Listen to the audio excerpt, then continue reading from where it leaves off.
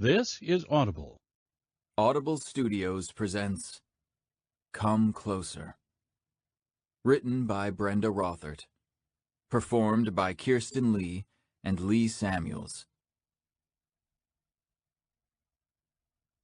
Chapter 1. I think it's the silence that wakes me up.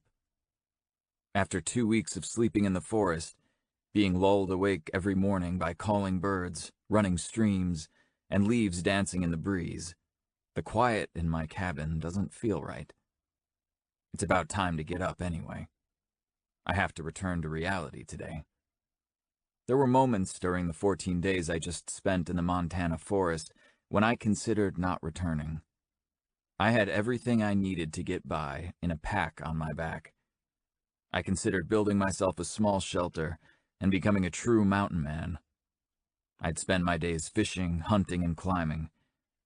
It would be a life without worry. But my daydreams of escaping real life were interrupted every time by thoughts of my patients. I took an oath to do no harm, and I knew I couldn't uphold it and willfully leave people with serious mental illnesses. No, I'm not the only doctor who can treat them, but I'm one of the few willing to live in rural Montana and work at Hawthorne Hill Mental Hospital. Other than a small town a few miles away, this place is isolated from civilization. Not that you'd know it when you're on the property. Henry Hawthorne poured proceeds from his oil empire into this place back in the 1930s, and his estate provides for its upkeep. Even the cabin I live in as a staffer at Hawthorne is nicer than any place I've lived before. I cook the fish I catch on weekends in a gourmet kitchen and write up patient reports on a leather sofa in front of a giant stone fireplace in the great room. I walk into the bathroom and turn on the shower, then step in front of the sink while I wait for the water to get hot. Damn, I look grisly. The dark beard I grew while off work is almost an inch long, and my hair is wild and unwashed. I turn my face from side to side, considering keeping the beard. Maybe if it was trimmed and my hair was under control. No. With my 6'5" height and wide frame, I already intimidate most new patients when they meet me, and the nurses like to call me Dr. Lumberjack. They'd have a field day with the beard. I shave, shower, and dress in a flannel, jeans, and hiking boots, then make the quarter-mile walk uphill to the main Hawthorne building. I always walk to work unless there's snow on the ground, and on those days, I take a snowmobile.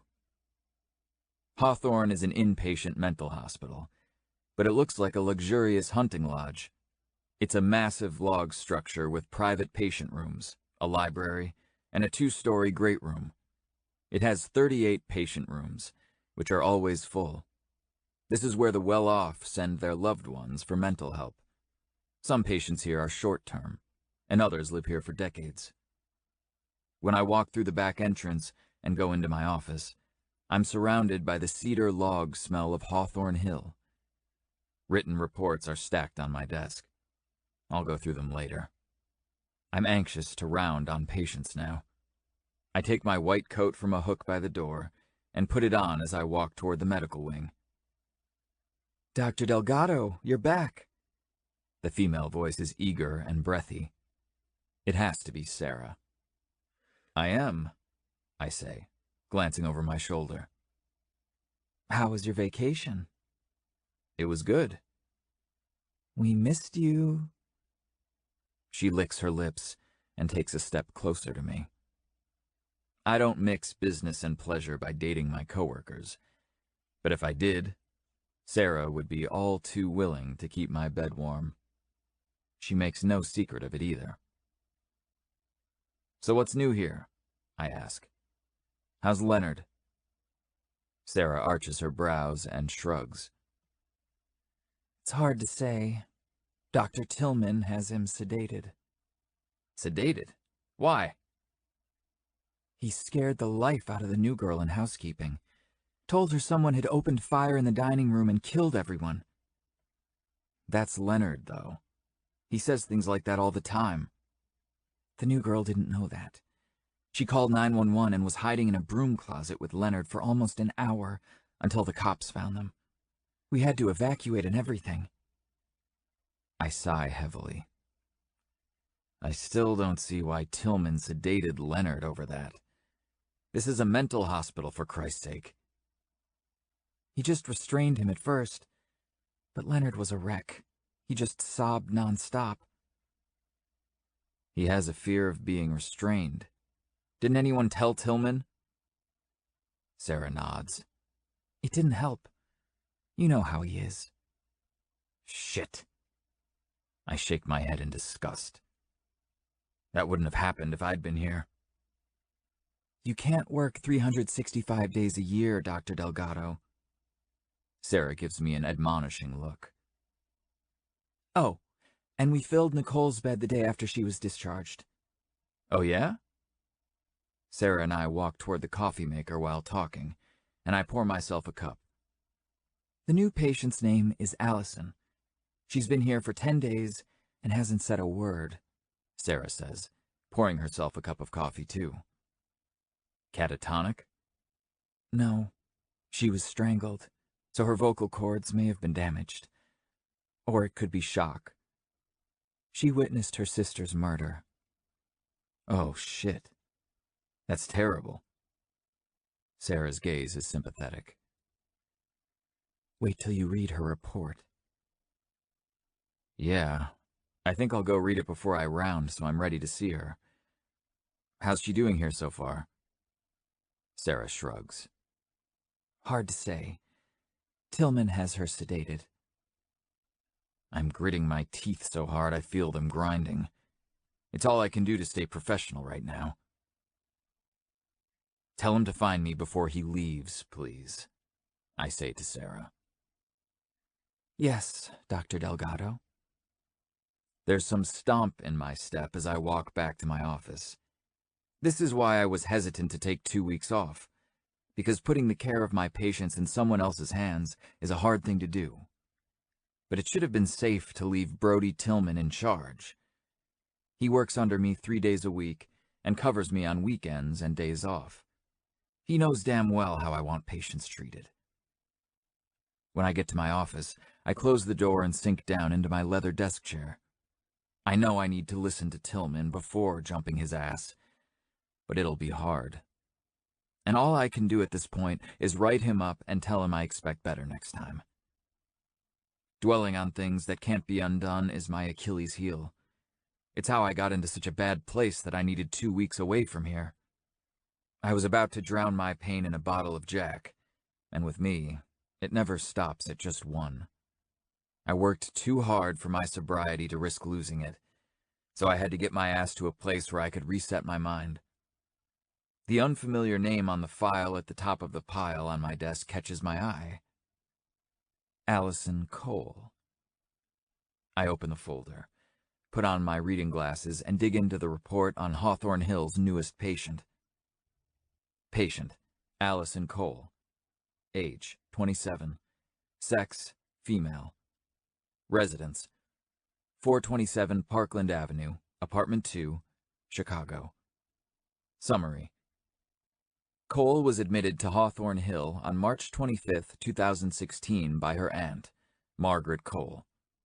Margaret Cole reports her niece was in good health physically and mentally before March 16, 2016, when she witnessed the death of her sister, Ava Cole. According to police reports from the Chicago Police Department, Allison Cole was present at Ava Cole's apartment when armed assailants bound and gagged both women and cut Ava Cole's throat. Police have no suspects in the murder. Neighbors of Ava Cole reported to police sounds of a struggle in her apartment. There was no sign of forced entry. Police discovered Ava Cole's body upon their arrival. Allison Cole showed physical signs of strangulation. She was inconsolably upset, but would not respond to police questioning. Margaret Cole reports she picked Allison up from the police station and took her back to her home in Manhattan, where they stayed for 3 days. When Allison still hadn't spoken in that time, Margaret Cole took her to see her physician, Dr. Jill Warner, and psychiatrist, Dr. Lee Ching. Warner and Ching advised Margaret Cole that her niece may need time to recover from the trauma she witnessed. Margaret Cole said she was worried her niece may harm herself, and she was unable to watch her around the clock. She requested a referral to an inpatient facility from Warner.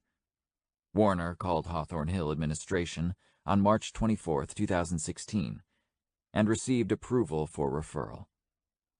Hawthorne Hill staff assessed Allison Cole upon admission. She was physically well, though dehydrated.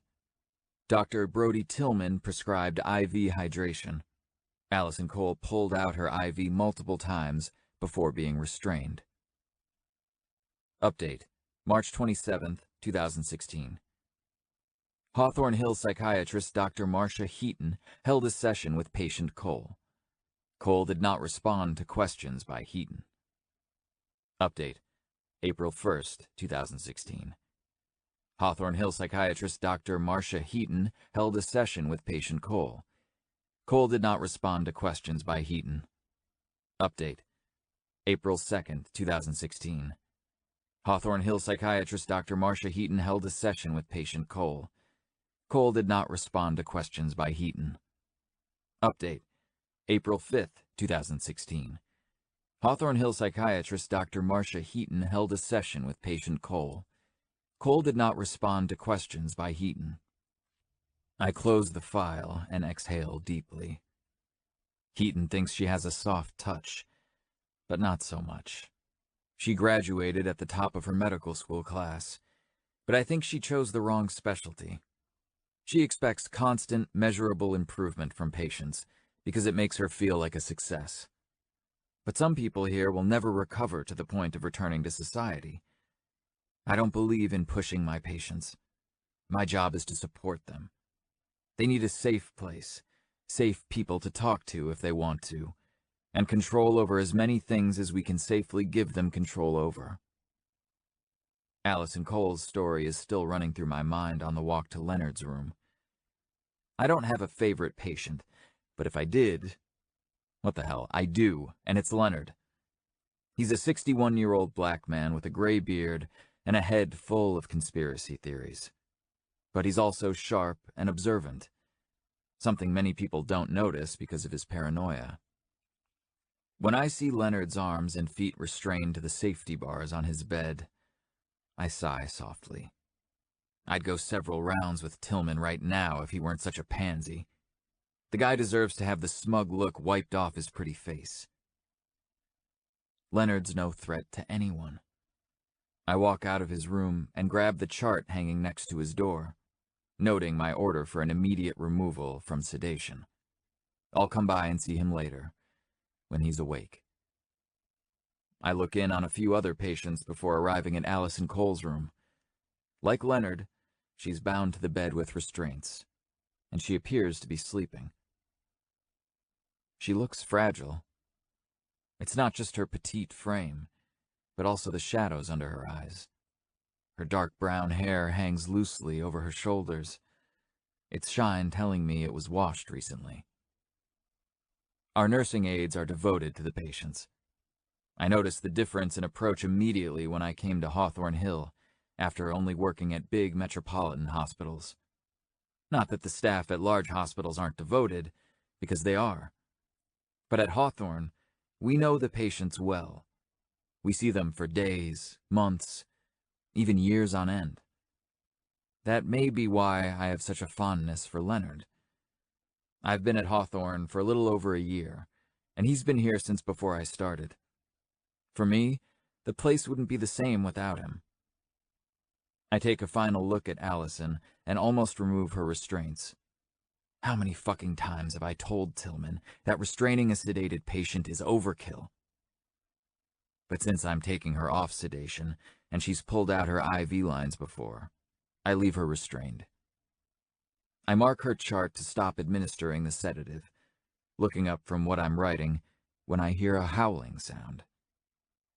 We're in rural Montana, but I know there's not a wolf on the loose in Hawthorne. The howl came from the pediatric wing, and it sounded just like Billy McGrath. Billy has multiple personalities, and some of them aren't human. I tuck my pen into the pocket of my white coat and head toward the howl.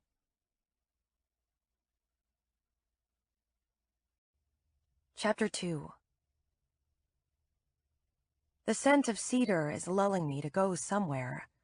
I follow the sweet, clean smell, trying to open my eyes so I can figure out where I'm going. My eyelids are so heavy, though. I turn my head to the side, still trying to open my eyes. There's something I don't like about not being able to see what's happening around me, but I can't quite remember what it is. This sense of being underwater seems impossible to shake. Might as well just sink back into the dark, murky depths of the ocean inside my head. It's too hard to find the water's surface. Allison? The sound of the deep, unfamiliar male voice forces me out of my slumber. When I open my eyes, there's a tall man in a white coat, standing several feet from me. My heart flies into overdrive. I try to move away from him, but my hands hardly move. I'm tied to the sides of a bed. It comes back in an instant. I'm at Hawthorne Hill, the mental hospital in Montana that Aunt Maggie dumped me off at. But who is the dark-haired man in my room? You're safe, Allison, he says, putting his hands out in front of his chest to show me they're empty. Like that helps. This guy could kill me with one of his bear paw-sized hands wrapped behind his back. I jerk against the restraints, tears filling my eyes. I'm Daniel Delgado, he says, pointing to the name stitched onto his white coat. I'm a doctor. He gives me a second to process that before continuing. Listen, Allison, you were sedated, but we're bringing you out of the sedation now. You probably feel groggy and confused, but that's completely normal. I swallow and stop fighting against the restraints. Instead, I look over at one of my bound wrists and then up at the doctor. I'll take them off if you promise me you won't pull out your IV line. I meet his eyes, which are a warm caramel shade. There's no challenge in the way he holds my gaze, but I can tell he's studying me, assessing me, trying to figure out if I'm crazy just like everyone else here. Just give me a nod if we've got a deal, he says. It's a tough call. I don't want the IV line in my arm. I know why it's there, to run fluids, nutrients, and medicine into my body, to keep me alive and healthy. Alive and healthy are two things I don't want to be anymore. The flashbacks are merciless, and they never stop, even when I'm asleep. I can't escape my own head as long as I'm alive. But being tied to this bed is unbearable. The terror I feel at being unable to escape is enough to choke me. I'd agree to anything right now to be freed. I nod once, and Dr. Delgado leans down to unfasten the first restraint. I'm not a fan of restraints, he says as he works. I think they do more harm than good. But if you're putting yourself in danger, we may not have a choice.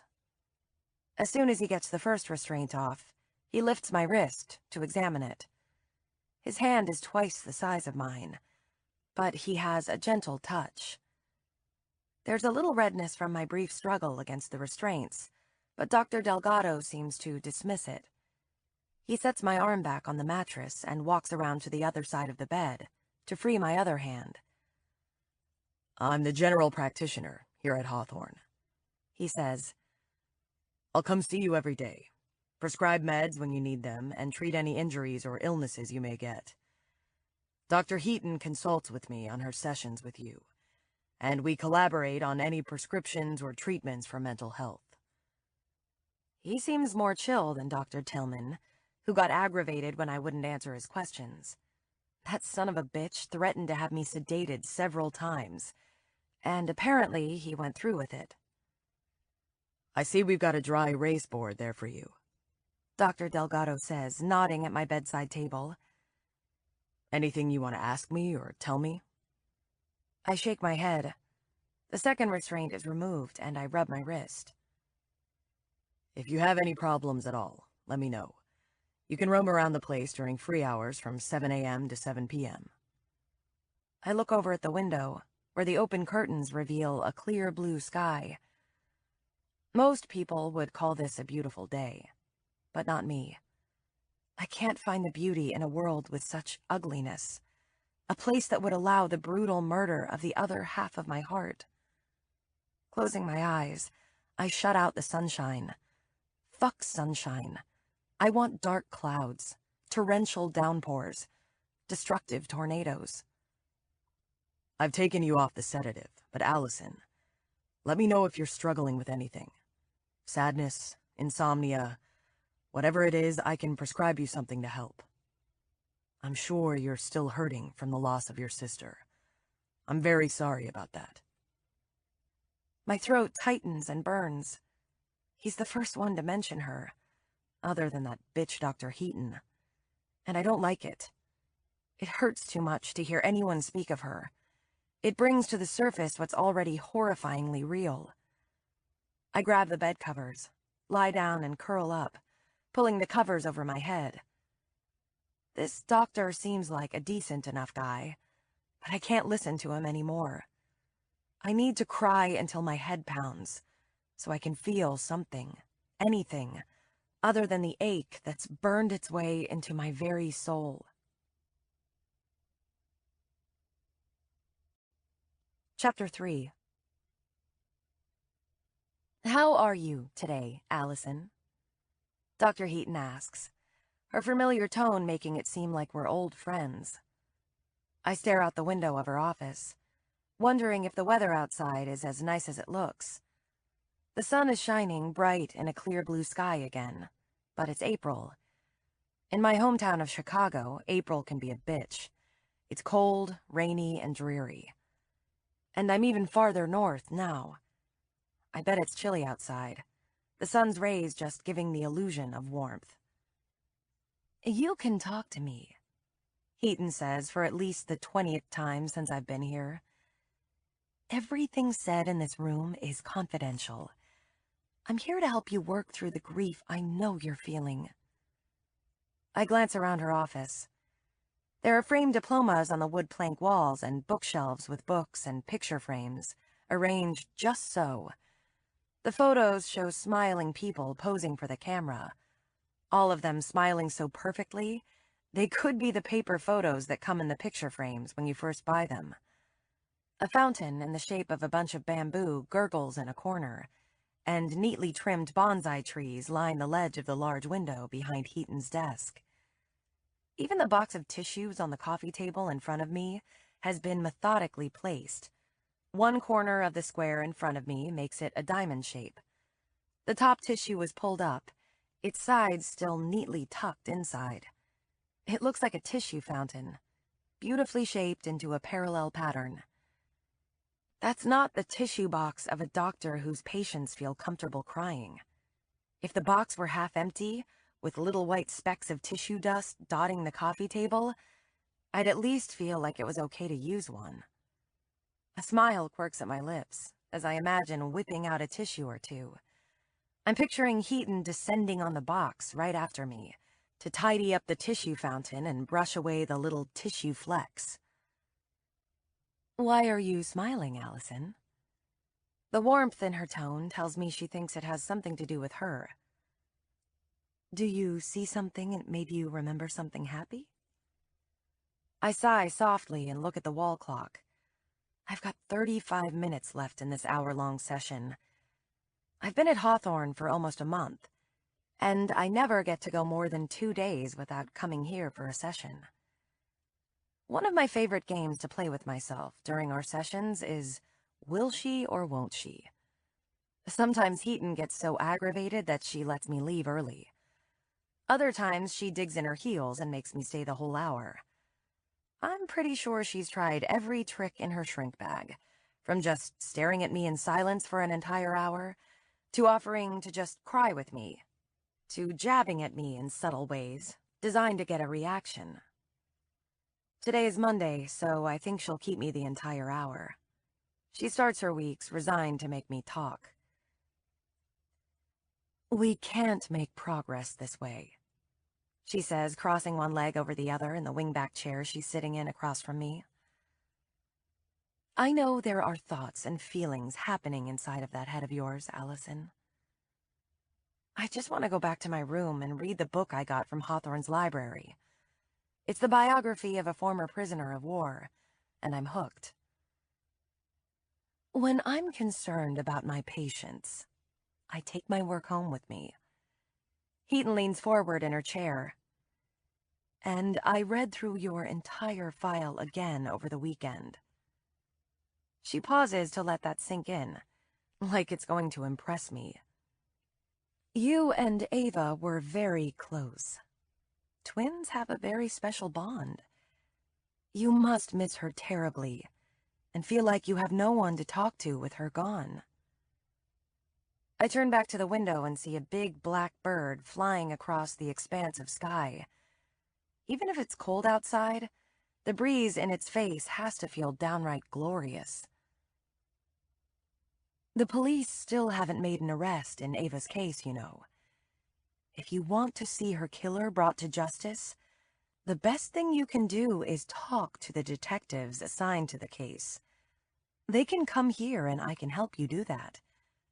Any detail you recall from that night, no matter how small, may be the lead they've been searching for. There are more birds visible now, and I watch them flying over the forest in the distance. Do they live nearby, or are they just passing through? Okay, Allison, Heaton says, sighing softly. You can go. Just remember that my door is always open. All progress is good, no matter how slow. You're eating and drinking now, and that's progress we can celebrate. I give her a tight-lipped half-smile and get up from the couch. I'm eating and drinking because it's impossible not to. I can either do it myself, or they'll stick an IV in me. The CNA assigned to bring me to my session today, Terrence, is waiting for me in the hallway, smiling at something on his phone. Back to your room, Miss Allison? He asks, putting the phone in his pocket. Just like every time I leave Heaton's office, I lead the way to the wide stairway, walk up, and make my way to my room.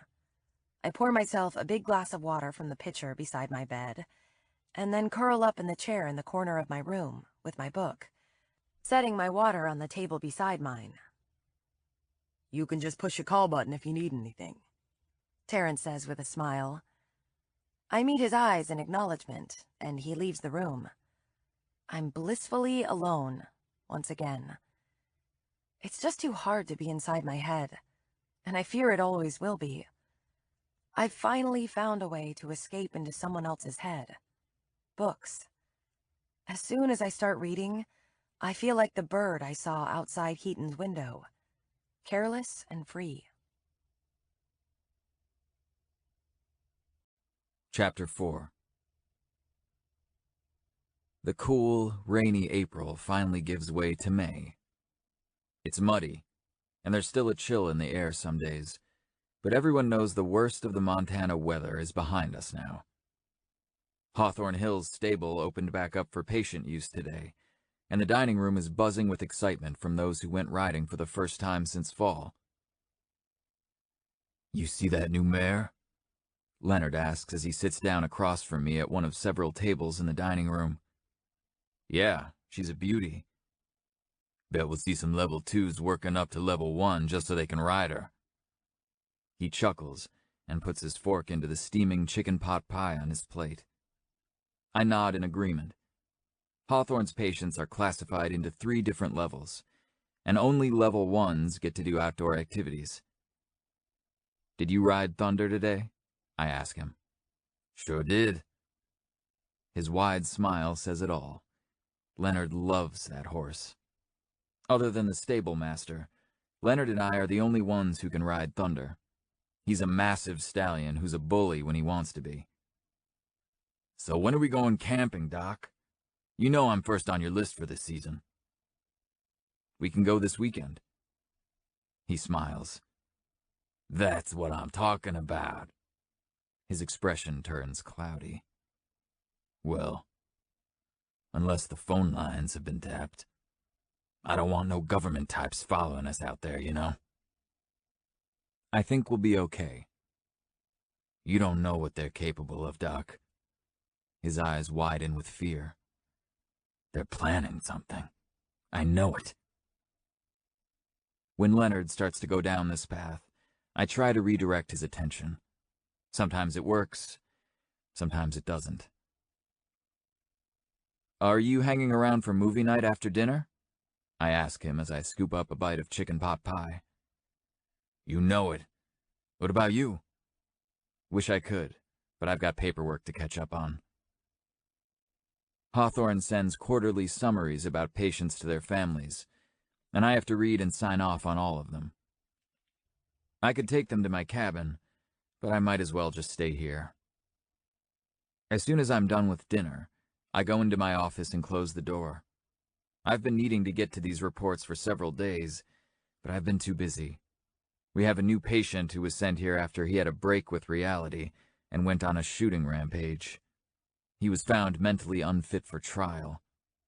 Since he's a strapping guy with serious mental issues, I haven't wanted to leave him alone with any of the staff. A patient like him requires extra security. Some of the reports I read detail small victories. A patient who obsessively pulled out her own hair has cut back on the habit after taking up drawing. Another admitted he'd sent threatening letters to women, which he'd been denying for the entire year he's been here. I don't see much backsliding this quarter, which is good. But a strong majority of the patients remain the same as they've been every quarter I've read and signed off on these reports.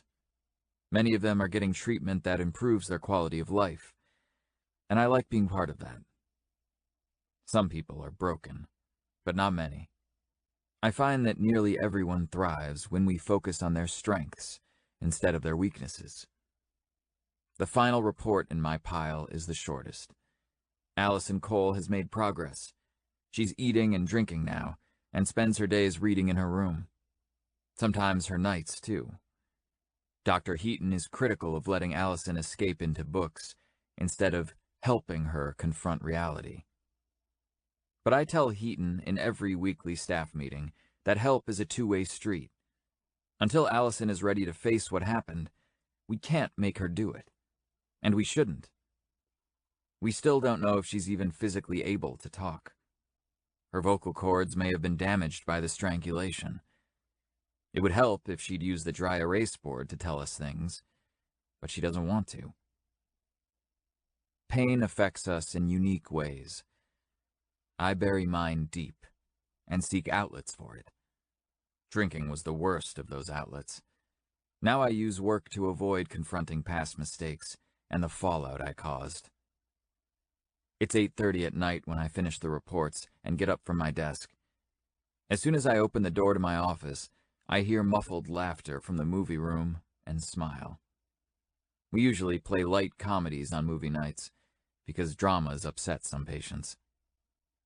I skip dessert after dinner, but the smell of Black Forest cake still lingers in the air, so I head to the kitchen to swipe a piece.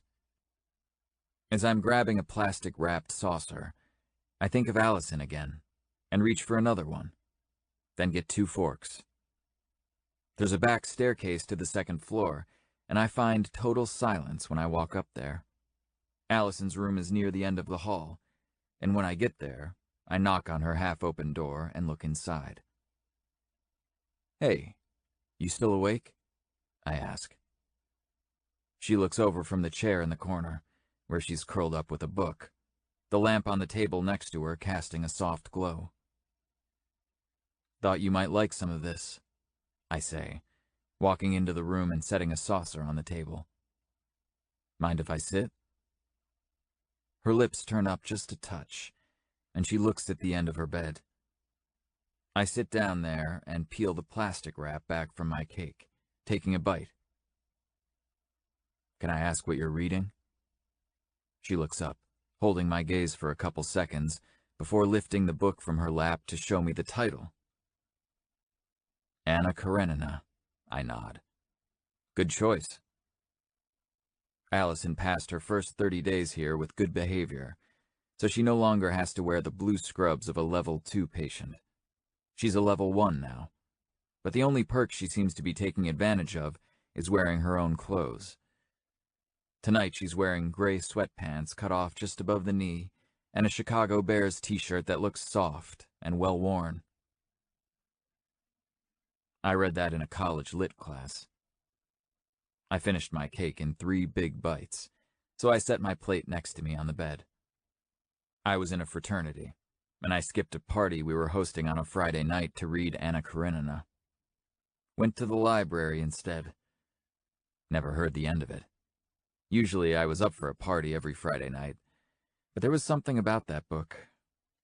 I had to know what happened, you know? She smiles in answer.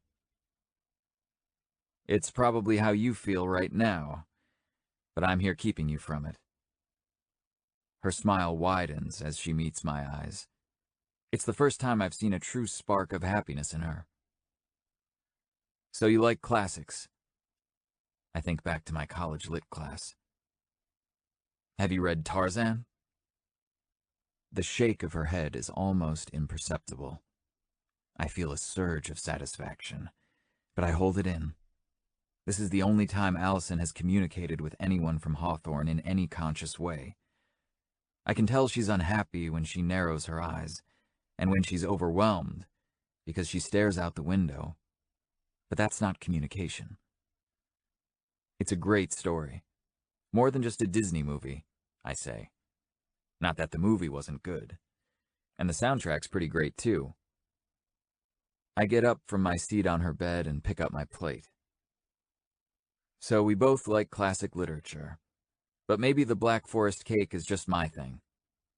I reach for the plate on the table next to her, arching my brows in question. She reaches out and puts her fingertips on my wrist, gently pushing it away from the plate of cake. We agree on the cake too, then. I think I'm going to go grab another piece before I head home, actually. I walk toward the hallway, turning to face her when I'm in the doorway. Night, Allison. She meets my eyes again, and I get a slight nod. The whole way back to the kitchen, I can't keep the grin from my face, because another small victory just happened. Chapter 5. Eating the cake means I have to brush my teeth again, but it's worth it. After that, I turn out the lights in my room, get in bed, and switch on my small reading lamp to get in some more Anna Karenina. That interaction with Dr. Delgado almost felt like a conversation. It was nice. I've gotten used to people not even talking to me here because they know they'll be met with silence. The CNA doing night checks just smiles when she peeks inside my room and sees me reading. Before I came here, my pre-bedtime ritual was scrolling through my phone, which I no longer have and no longer care about. I never used to read books. Now they're my lifeline. I make it until almost 11, and then my eyelids get too heavy to continue reading. After sliding my book onto the nightstand, I switch off my reading light and let sleep take over. A deep voice sounds inside my head. Who killed your sister, Allison? You know who it was, don't you? Tell me. Tell me. I try to reach into the darkness, but my hands won't move. A sound rumbles in my throat against my will. Tell me who killed your sister. The voice is closer now, more insistent. In my dreams, I still talk. I scream and cry and let out everything that haunts me. Though I can't even understand what I'm saying, I know that's what I'm doing now. You saw her die, the voice says. You know what happened. Don't you want the killer to be caught? Only you hold the key, Allison. Tell me who killed your sister. I try to push the voice away, but I'm weighted down, trapped in a fog I can't even see through. The fog only gets cloudier, and soon I stop trying to find my way out of it. The voice is gone now, and I don't want to find it again. The next day, my breakfast tray has the same 3 things I order every morning. a small dish of oatmeal, a piece of wheat toast, and a cup of coffee. It's like room service at a nice hotel, except the dishes are plastic and I don't have to tip the person who brings it. I sit in my corner chair to eat, reading my book as I nibble on the food and down the coffee. When I shift in my seat, movement outside the window of my room catches my attention. There's a man riding a beautiful black horse across a field. He's leaning down, a hand on the horse's neck. The look on his face is pure elation, his smile warming my heart. Other than my trips down to Dr. Heaton's office, I don't leave my room. But something about the scene outside my window makes me want to. I've been here for more than 6 weeks, but I still don't know much about this place. I put my book down and dress in dark jeans and a gray t-shirt with 3/4 sleeves, then slide into my black ballet flats from my closet. The Hawthorne people did a good job buying me clothes I feel comfortable wearing. When I venture out of my room and walk down the wide, open staircase, no one seems to notice me. There are a few people drawing and coloring at a small round table in the great room. "Good to see you, Allison," a woman in the gray scrubs of a Hawthorne CNA says. Another woman looks up at me from her spot on a leather sofa. "Hey, you're out of your room." She gets up and walks over to me. "Can I just tell you how glad I am to see you? You're the only woman here who's remotely close to my age. I mean, other than Clara McMahon, but she's a sociopath on level 3. She rolls her eyes. Can't exactly hang out with a sociopath, you know what I mean? She looks like a teenager, her face fresh and her blonde hair in a loose braid. She's lithe and not much over 5 feet tall. "I'm Morgan Tyler," she says, holding out her hand. I'm a little baffled, but I don't want to be rude, so I shake it. She grins at me. "And you're Allison. I know you don't talk, or can't, and it's totally cool. I mean, I talk enough for both of us." Another grin. "You're wondering how old I am, aren't you? I'm 18. She points past the huge stone fireplace. "I'm gonna snag another one of those blueberry muffins from breakfast. Want to come with me? I can give you the lowdown on this place." Might as well. I'm not doing anything else. I follow Morgan past the fireplace, and she takes my arm like we're old friends. I'm not crazy, by the way. You're probably wondering why I'm here if I'm not crazy. I mean, it's not a secret or anything. No one's story is a secret here. When I was 15, my stepdad raped me. He married my mom for her money and told me we'd be getting to know each other real well. He was a big hunter, you know, so when he was asleep, I took one of his shotguns and blew his dick off. My mouth falls open in shock. Did she just say she... Yeah, I shot him right in the dick. I wasn't trying to kill him, but I did. Not much of a loss to the world, though. Anyway, I was charged as an adult, but my mom hired a fancy attorney who got me a deal where I can be here instead of prison. Temporary insanity, I think they called it. Morgan pushes open a set of double doors, and we walk into a huge kitchen with wood plank floors, marble counters, and wide stainless steel appliances. "I work here," she says, opening a container on the counter and taking out a blueberry muffin with streusel on top. "Want one?" I shake my head slightly. She takes a small bite of the muffin and leads the way out of the kitchen. "Level 1s can have jobs here," she says. "We also get to wear regular clothes instead of scrubs, and we can do outside stuff like horseback riding and fishing. Dr. D takes level 1s camping on weekends. We can have computers, but no internet, so what's the point?" She stops in front of a set of glass double doors. "You want to go outside?" I shrug, and she pushes the doors open. The air is cool and smells lightly of grass. I haven't felt the sun on my skin in a long time, and I soak it in. We sit down on a wood bench, and Morgan resumes talking. "You can get a room on the first level if you ask. All the level 1s can.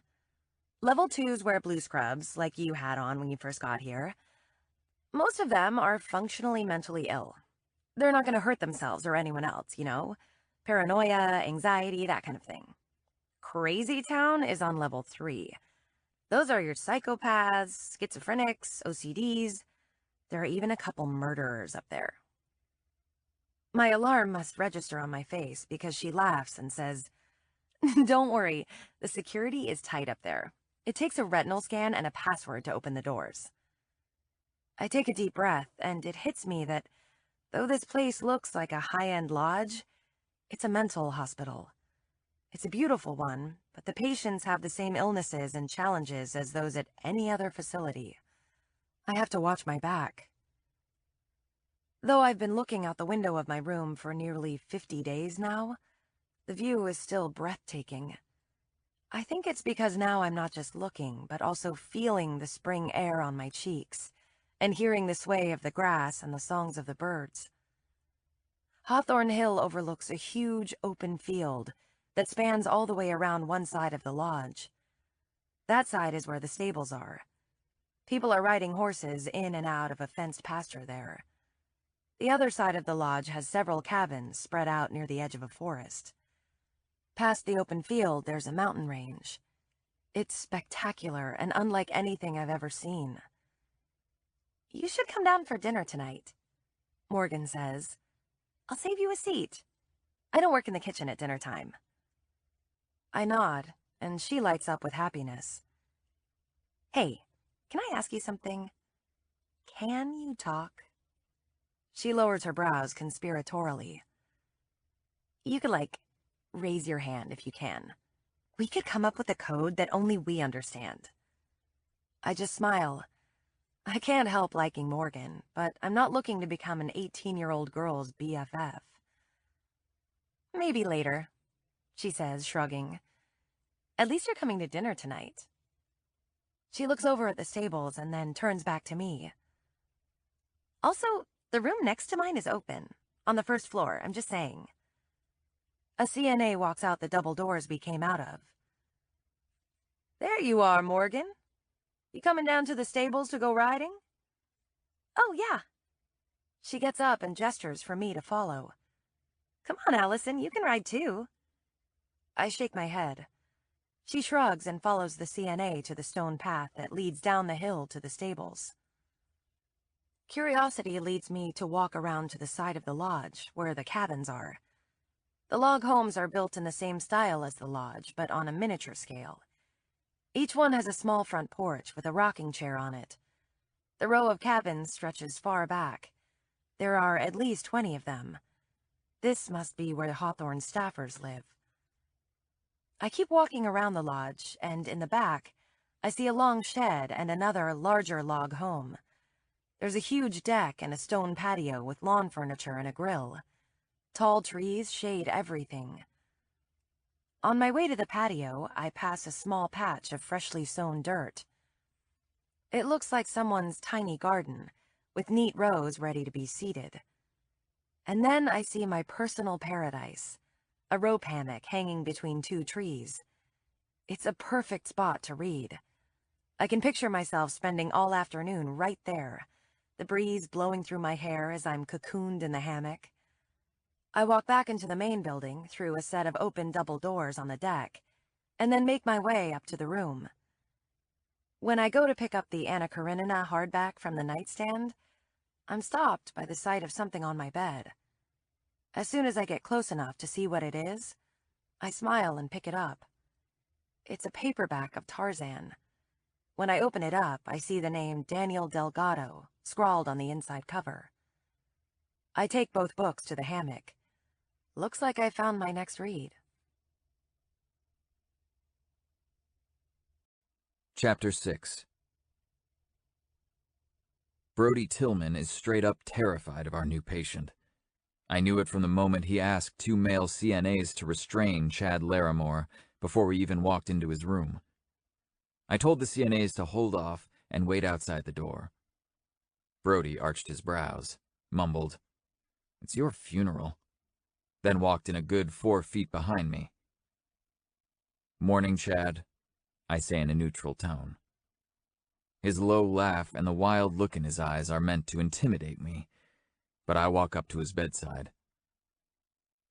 Those nurses sent you in here because they're scared I'm gonna hurt 'em, he says, sounding satisfied. I already warned you once, and I'm told you threatened to rape the nurse who came to see you this morning. It's so good when they fight me. He grabs his dick beneath the bedsheet and starts stroking himself. From now on, Dr. Tillman and I will see to your medical needs. I step aside so Chad can see Tillman. Well, aren't you cute? Chad says to Tillman. Come say hi. I don't bite hard. Tillman's feet are rooted to the floor. Chad laughs again, still jerking off under the covers. Only male CNAs will assist you, I continue.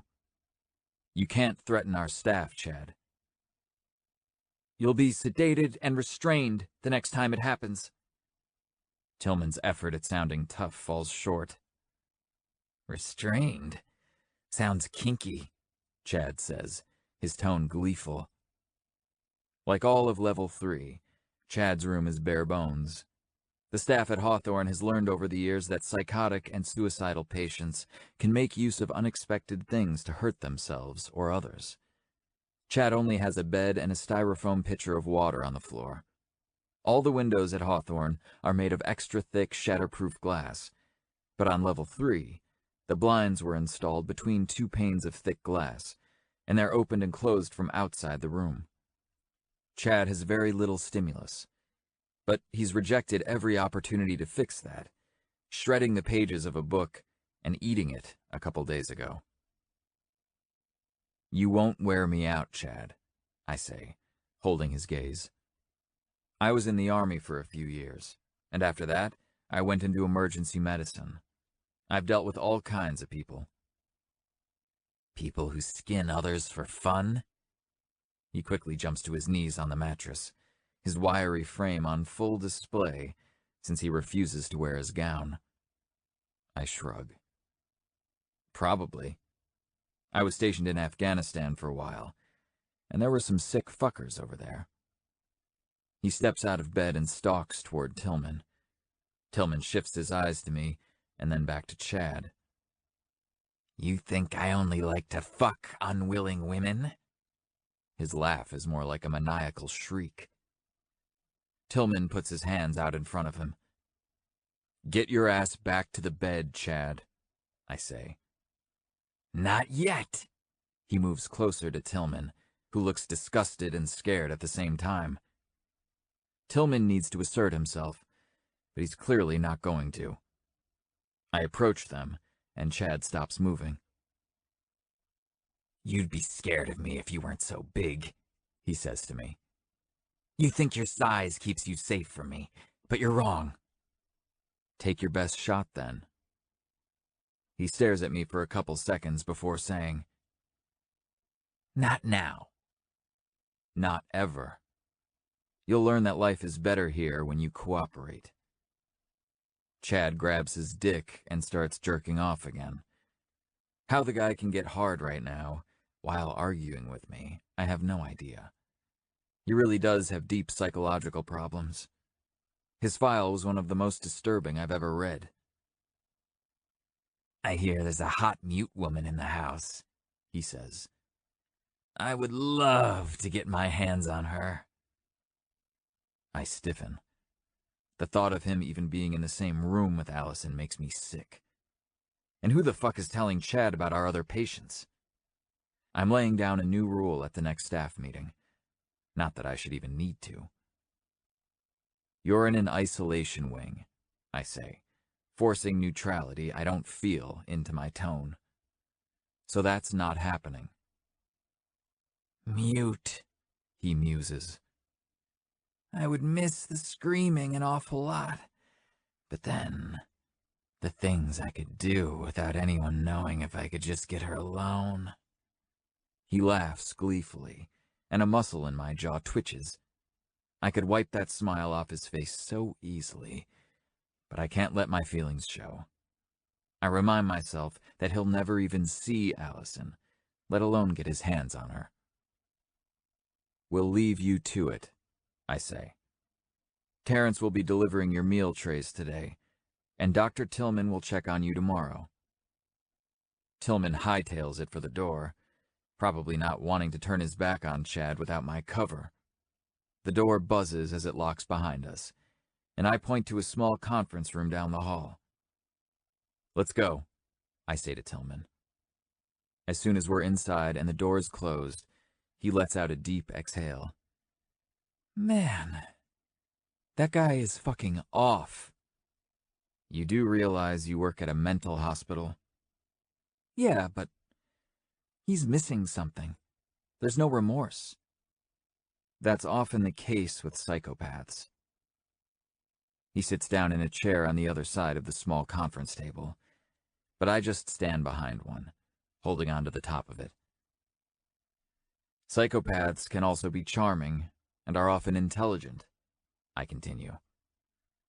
What's with the lesson? I know all this. Tillman glares at me. Do you? Because you just gave him the upper hand in there. He knows you're scared of him, and he'll play on that. Tillman scoffs. I wasn't scared. Don't bullshit me. It's Saturday, and I was supposed to leave for a hike with patients 10 minutes ago. The guy's a murderer, Daniel. Yeah, but he's not going to murder you with a bed. Bring Terrence in there with you if you need to, but don't let Chad control the dynamic of your interactions with him. If it gets out of control, you leave. But don't ever leave with your tail between your legs. He needs to be sedated and restrained, man. That guy is dangerous. My muscles tense as I take a deep breath and look down at the floor, trying to keep my cool. Everyone here is potentially dangerous, Brody, either to themselves or others. Anyone with a mental illness that requires inpatient treatment needs to be treated with respect and compassion, but also with no doubt about who's in charge. You. There's an edge of bitterness in its tone. When it's you and a patient, you're in charge. Until you correct me later. I shake my head and glare at him. Always in private. Hawthorne has a philosophy about patient care. It's my job to see that we all stay on the same page about it. His nod is reluctant. It just seems like it's your philosophy. Yeah, I happen to agree with Hawthorne's approach to patient care. Why do you think I'm here? I figured it was because you couldn't get hired anywhere else after your license was suspended. The air changes in the room, turning thick with tension. I let Tillman's words hang in the air for a few seconds before responding. So you looked up my licensing records. He gives me a smug look. Is the Hawthorne administration aware you lost your license? Yes. They are aware my license was suspended. I was in good standing when I came here. I can see the disappointment on his face. He was probably saving that information and planning to deliver a knockout punch with it, but it was more like a weak slap. My job here is secure, Tillman. And yours will be too, if you'll take my constructive criticism and learn from it. I'm talking to you now because I don't want shit to go bad. The sooner you assert yourself with a patient like Chad, the less likely he is to try anything with you. And if you're not comfortable treating him, let me know and I'll do it. No, I'm fine. I nod. Okay. I have to go. I don't wait for him to leave the conference room with me. Instead, I wave at the nurse sitting at the level 3 station, and she buzzes me through the door to the elevator. There, I bend down for the retinal scanner and enter my code into a keypad. I'm pissed at Tillman. Guys like him just love being assholes. There are days I think it would be less trouble to handle all work myself than to constantly have to oversee and correct him. The elevator takes me down to the first floor, and as soon as the doors open, a small group of patients standing in the great room turns toward me. There's Dr. D, Leonard says. 3 patients are gathered for a morning hike. We only have 7 level 1 patients right now, and the others must be doing something else. Leonard is standing with Morgan and Tim, all 3 of them wearing pants, sweatshirts, and hiking boots. "Be right there," I say to them. "I need to grab my backpack from my office." I jog down the hallway and walk through my open office doorway. 2 books on the outer corner of the desk catch my attention. I pick up the top one, which is my old copy of Tarzan that I left for Allison. When I open the cover, there's a small cream-colored piece of paper with neat handwriting. "I had no idea this story was so romantic. Other than the end, that is. Jane should have chosen Tarzan. But other than my broken heart, I loved it." After setting the note back inside the cover, I close the book and return it to my bookshelf. I feel a strong urge to write a note back to her. If that's how she wants to communicate with me, I'll take it. But I don't want to push my luck. I pick up the other book from my desk. She left a hardback of Pride and Prejudice from Hawthorne Hill's library beneath Tarzan. Looks like it's my turn to read a book she recommends. I tuck the book into the worn leather messenger bag I carry between my home and office every day, and then pick up my backpack from behind my desk. It has first aid supplies, my utility knife, climbing ropes, water, and a few other emergency supplies. I have to be prepared for anything when I take patients into the woods. I head back to the great room and tell the hikers we're heading out. We're on our way out the door when I see someone running down the open stairway out of the corner of my eye. "Hey, you made it!" Morgan says with a squeal. It's Allison, dressed in jeans and a thin black hoodie. She's wearing a Cubs baseball hat, her dark ponytail pulled through the hole in the back of it. When she looks at me, there's a question in her eyes. Her cheeks are flushed pink from the run down the stairs, and I find myself just looking at her for a couple seconds. I've never seen a patient as anything but a patient. But right now, I'm just looking at a pretty woman. A very pretty woman. You want to join us?" I finally manage. Her lips curve up slightly into a smile. "Let's go," Tim says from behind me. "We were supposed to leave 18 minutes ago." He's a middle-aged guy with OCD, but with the help of a strict routine, he's pretty functional. "Sorry about that, Tim," I say. "Let's go, guys." Leonard leads us down the stone path that takes us to the staff cabins, and then another 100 yards to the edge of the woods. "Everyone has to stay together," I remind them. "And there's nothing but woods for 100 miles, so don't try to run. I'll catch you if you do, and you'll get bumped back to level 2. I tell Leonard to keep leading so I can stay in the middle of the group. Tim's behind him, and Morgan and Allison are behind me. Morgan's talking up a storm, as usual. Sometimes I wish she'd take a breath once in a while, but I can't help liking her. Any teenage girl who would shoot her piece of shit stepfather in the junk has guts, and I admire that. The forest cover quickly becomes dense, and the terrain gets a little less even. I've done this walk dozens of times now, and I know intuitively where the path starts to get rocky. I thought I understood mental illness before I came to Hawthorne, but I only knew it in a clinical sense. At this luxurious lodge in the middle of nowhere, I've seen patients thrive with an approach that combines traditional medicine with the outdoors. Hiking is therapeutic for many of them. Hell, it's therapeutic for me. Out here, there's no pressure or worry. This forest reminds me that inner peace is possible. I've had to hike and climb for days or weeks on end to find that peace sometimes, but it's always waiting for me. "I've missed the sound of that creek," Leonard says from the front of the line. The sound of rippling water starts faintly, but grows stronger as we get closer. Finally, I can hear it over Morgan's chatter about eye makeup. "Cross the rocks, Doc?" Leonard calls back to me.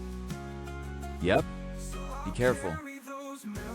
The creek is about 10 feet wide here, and we cross it by stepping on a series of large rocks I put in the water.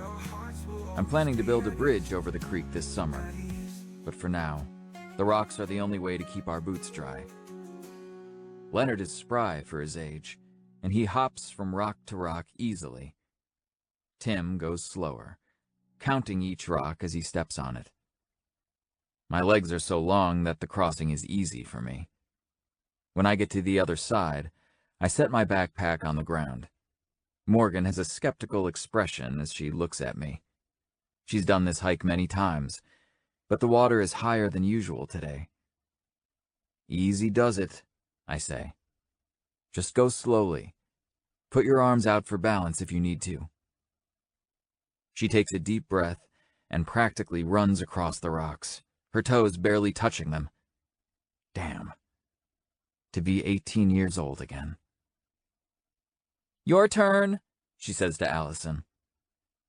Allison goes slowly, putting her arms out and stepping on each rock with both feet before moving on. The final leap is the biggest, and her eyes meet mine right before she sets off. I can see she's going to fall a little short and land in the water, so I grab her in midair and set her feet on the ground. My big hands span almost her entire waist, and I leave them there for a beat longer than needed. The warm shine in her soft brown eyes is better than a spoken thank you.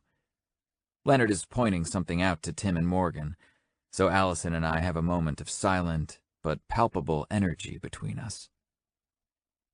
I clear my throat and turn to the others, checking myself. I can't be attracted to a patient, and I sure as hell can't do anything to make it look like I am in front of other patients. For a few seconds there, I lost myself. I'll lead from here, I say to Leonard. You got it, Doc, he says, falling in behind me. For the rest of the hike, I don't even make eye contact with Allison. Whatever happened between us at the creek, I can't let it happen again. There's too much on the line for me to risk crossing any professional line with a patient, even one as beautiful and enigmatic as Allison. Chapter 7. The grass gets greener and flowers start blooming as May comes to a close and June begins. I find a new normal at Hawthorne, spending my days walking, reading, and horseback riding. The outdoors was never my thing before. I spent nearly all my time in downtown Chicago. I've gotten accustomed to the sweet smell of hay in the horse stable and the fragrance of pine in the woods here. I didn't realize before that the only things I ever smelled outside were car exhaust and the occasional hot dog stand. It's quiet here. When flashbacks overwhelm me, I can always find a secluded spot to work through it on my own. The flashbacks are always worse on the nights I have the dream. It's always the same. That voice probing me about what I know, while I fight to resist it. Though I didn't think I'd ever find a life I wanted to live again, I slowly am. I spend time with Morgan every day, and even signed up to go on a camping trip with Daniel this weekend. I like being around him. We've been exchanging books back and forth for several weeks now. A few days after our first hiking trip, he returned Pride and Prejudice to me with a note tucked into the front cover. Enjoyed this very much. A woman who's perceptive, whip-smart, funny, and able to admit when she's wrong. I think I'm in love. Try this one next. Daniel.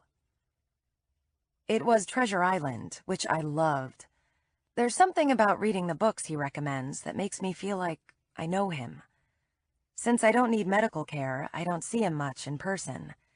He keeps pretty busy tending to the level 2s and 3s. But Dr. Heaton, I see with annoying regularity.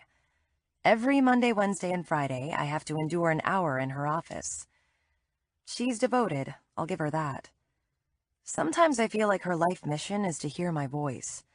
It grates on me, though, that she thinks I need to spill my guts and have some cathartic moment with her to feel whole again. I'll never feel whole again. I've accepted that. And I've found people like Morgan and Daniel who seem to like me as I am. I'm walking to Dr. Heaton's small waiting room for a Wednesday appointment now, my mind still on my horseback ride this morning. I've been riding a mare named Pearl, and I've gotten attached to her. Her ears perk up and her tail swishes when she sees me,